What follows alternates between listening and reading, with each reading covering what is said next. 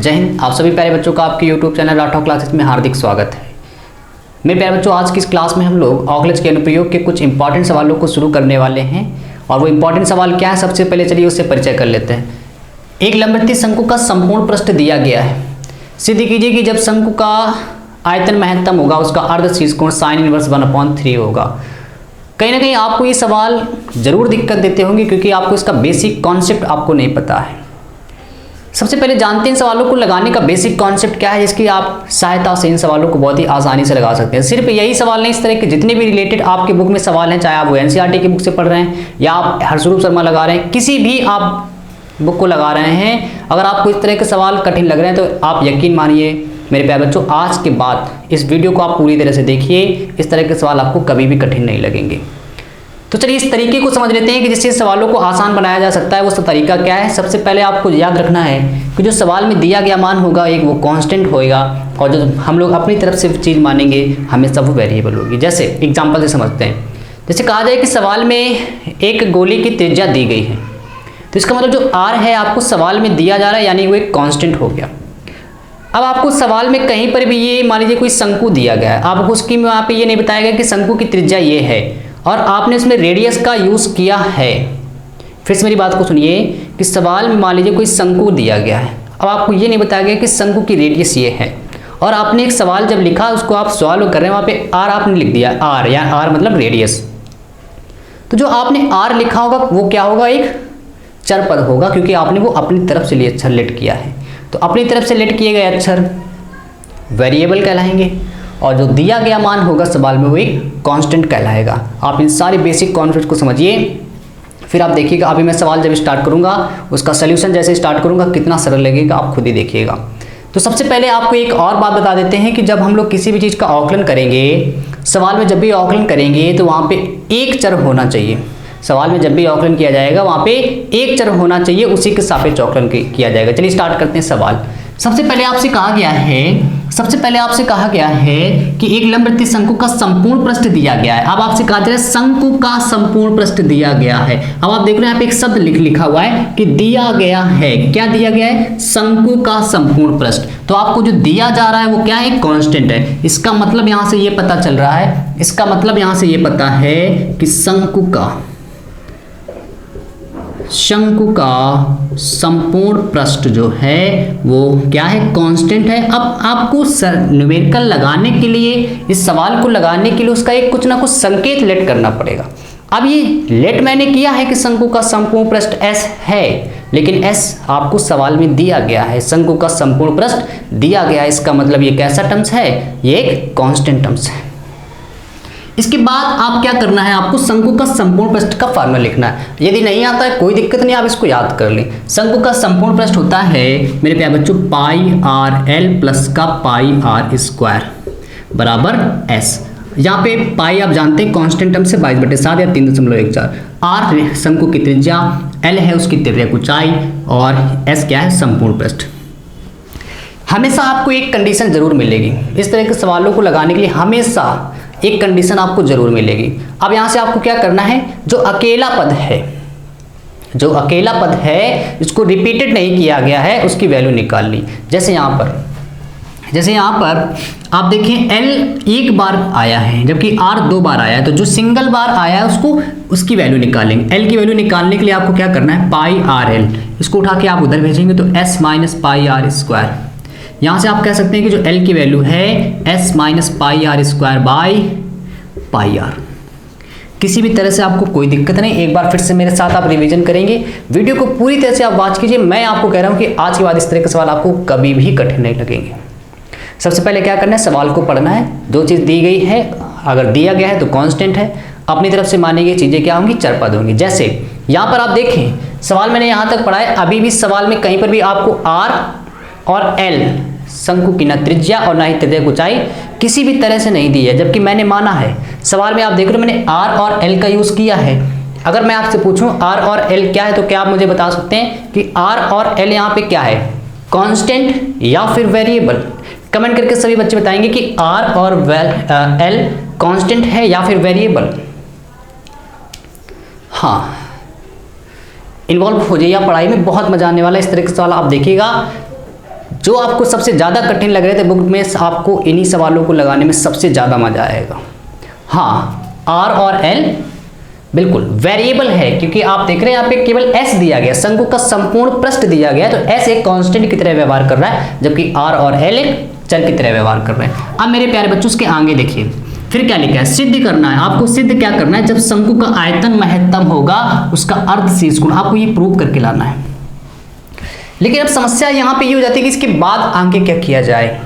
तो मेरे प्यारे बच्चों, इसके बाद जब आगे आप सवाल पढ़ेंगे जहाँ पर आपको लिखा मिल जाए महत्तम, ध्यान से सुनिएगा मेरी बात को, जहाँ पे आपको लिखा मिल जाए महत्तम, उच्चिष्ट या फिर न्यूनतम, इस तरह के अगर शब्द मिलते हैं, अधिकतम, न्यूनतम, उच्चिष्ट, हमेशा औकलन उसी का करना है, हमेशा औकलन उसी का करना है। तो आप देखिए सवाल में लिखा है शंकु का आयतन, शंकु का आयतन महत्तम होगा, महत्तम आप देख रहे हैं शब्द लिखा है, यानी हमें क्या करना है, शंकु के आयतन का औकलन करना है। अब आप लिखेंगे शंकु का आयतन, शंकु का आयतन, शंकु का आयतन, शंकु का आयतन आप जानते हैं मेरे प्यारे बच्चों होता है 1/3 pi R square H, 1/3 pi R square H. आयतन के संकेत को आप v से लिख सकते हैं, 1/3 pi R square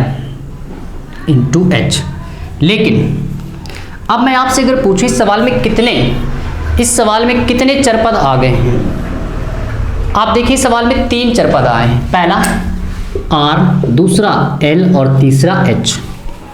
R, L और H क्यों चरपद हैं? क्योंकि आप इस पूरे सवाल को पढ़ चुके हैं, कहीं पर भी उसमें ना आपको रेडियस, ना ही तिर्यक ऊंचाई और ना ही ऊंचाई का किसी तरह जिक्र किया है। मैंने अपनी तरफ से सवाल को लगाने के लिए इनका यूज़ किया है, यानी कि ये क्या है, एक चरपद है। और मैंने अभी आपको बताया था कि आयतन किसका करना है, अरे औकलन किसका करना है, आयतन का। और जब भी औकलन करना है, मैंने आपको भी वीडियो की शुरुआत में ही बताया है कि वहाँ पर एक चर होना चाहिए।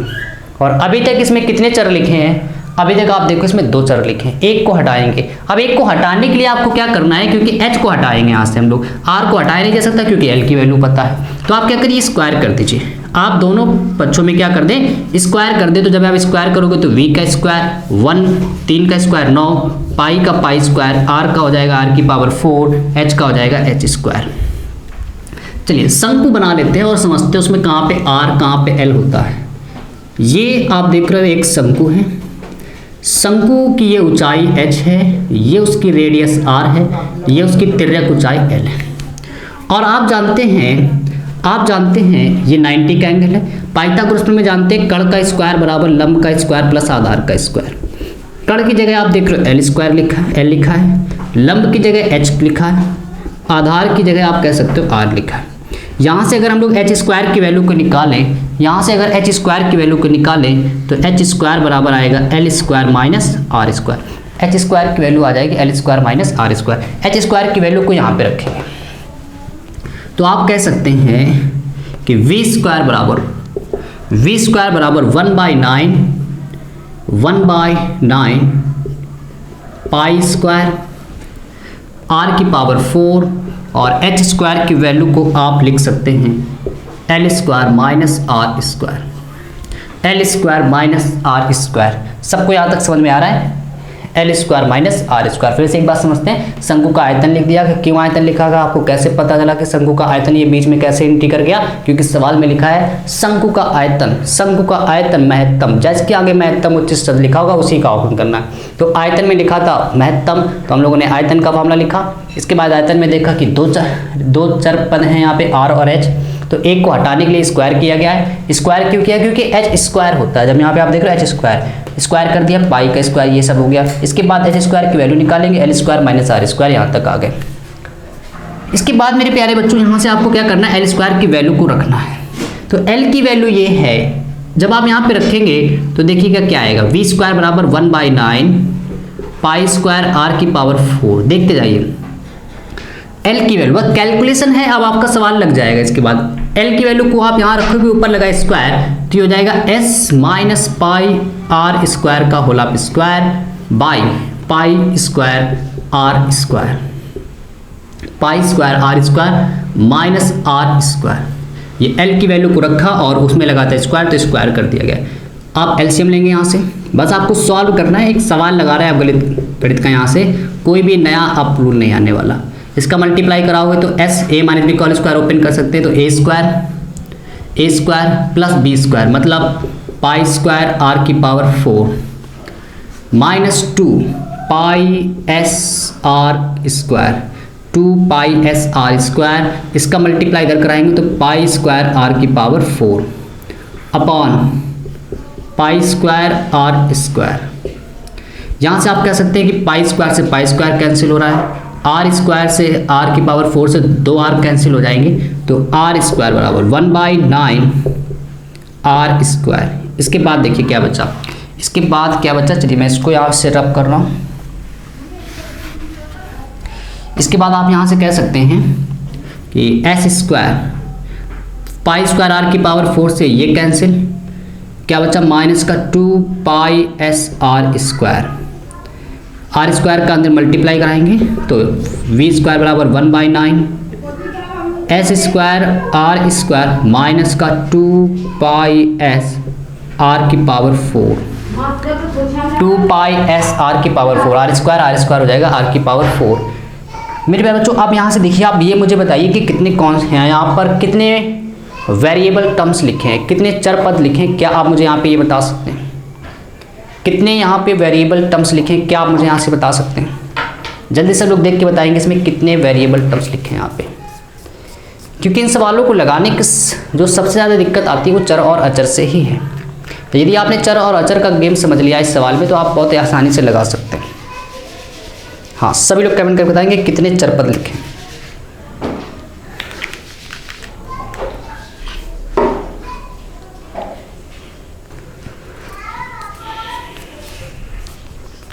हाँ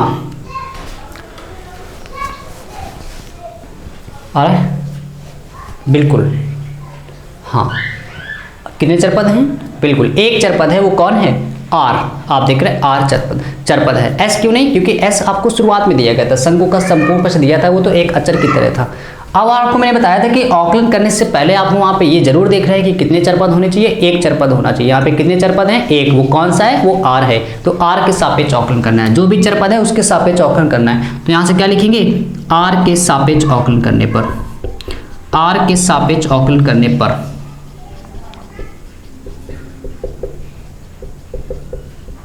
तो देखिएगा क्या आने वाला है यहाँ से।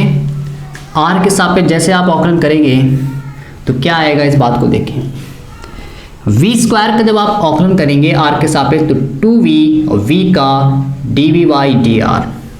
यहाँ से 1/9 कांस्टेंट टर्म्स है, बार कर लिया। एस स्क्वायर आर स्क्वायर का आकलन जब आप करोगे तो 2r आ जाएगा, 2r माइनस का आर की पावर 4 का करेंगे तो 4 आगे आएगा, 4 आगे आ जाएगा, 2 पहले से लिखा है तो माइनस का 8 पाई एस आर की पावर 3, आर की पावर 3 4 आगे आएगा, 4 दूनी 8 पाई एस आर की पावर 3।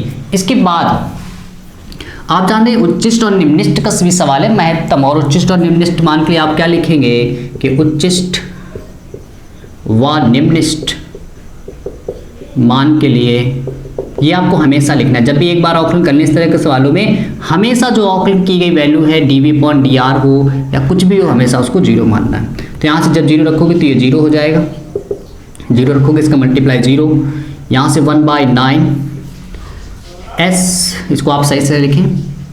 चाहे तो आप देखते कॉमन है, यहाँ से क्या कॉमन है?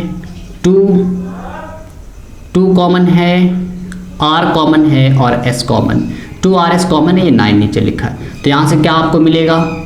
s माइनस का 4 और r की पावर 2, 4 r की पावर 2 और ये पाई भी एक है, 4 पाई r की पावर 2। ठीक है, यहाँ तक सबको समझ में आ रहा होगा। ठीक है, 2s/9 और s माइनस 4 पाई r स्क्वायर आ रहा है बिल्कुल। इसके बाद आप देख रहे हैं ये सारी चीज़ें जाएंगे 0 में, तो यहाँ से मिलेगा 0 बराबर s माइनस 4 पाई r स्क्वायर। यहाँ से आप कह सकते हैं ये इधर आएगा तो s की वैल्यू आप कह सकते हैं कि 4 पाई r स्क्वायर आ गया। लेकिन मेरे प्यारे बच्चों आंसर क्या लाना है आप इसको भी तो ध्यान रखें।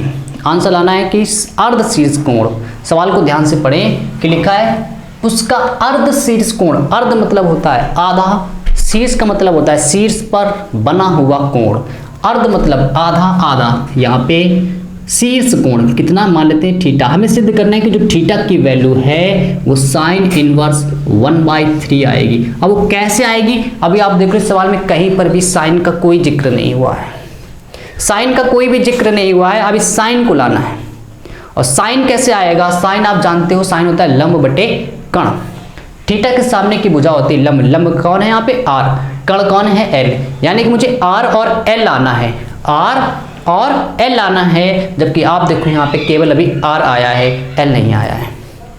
ऐसा कौन सा टर्म्स यहाँ पर है जिसका हमें यूज नहीं होना है, वो कौन है एस, एस को हटाएंगे और कौन लाएंगे एल लाएंगे, और आप जानते हैं जो एस की वैल्यू है वो पाई आर एल प्लस का पाई आर स्क्वायर है। तो इतना स्क्रीनशॉट लेते हैं, फिर आगे बढ़ते हैं सवाल में। चलिए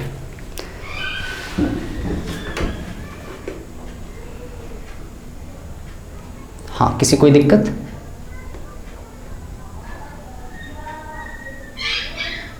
चलिए स्क्रीनशॉट लीजिए पहले। चलिए इसके बाद अब आपको क्या करना है,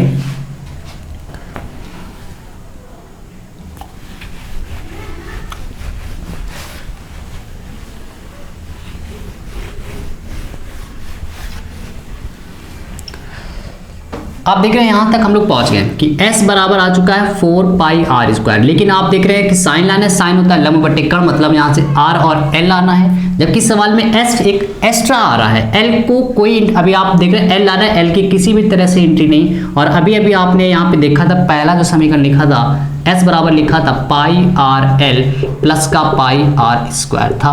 यहाँ से आप क्या करेंगे, s की इस वैल्यू को रखेंगे, तो आप लिखेंगे 4 पाई आर स्क्वायर बराबर पाई आर एल प्लस का पाई आर स्क्वायर। आप क्या करेंगे, इसको उठा के इधर लाएंगे, बस हो गया सवाल। आप देख रहे हैं 4 पाई आर स्क्वायर माइनस का pi R L pi R square बराबर पाई आर एल।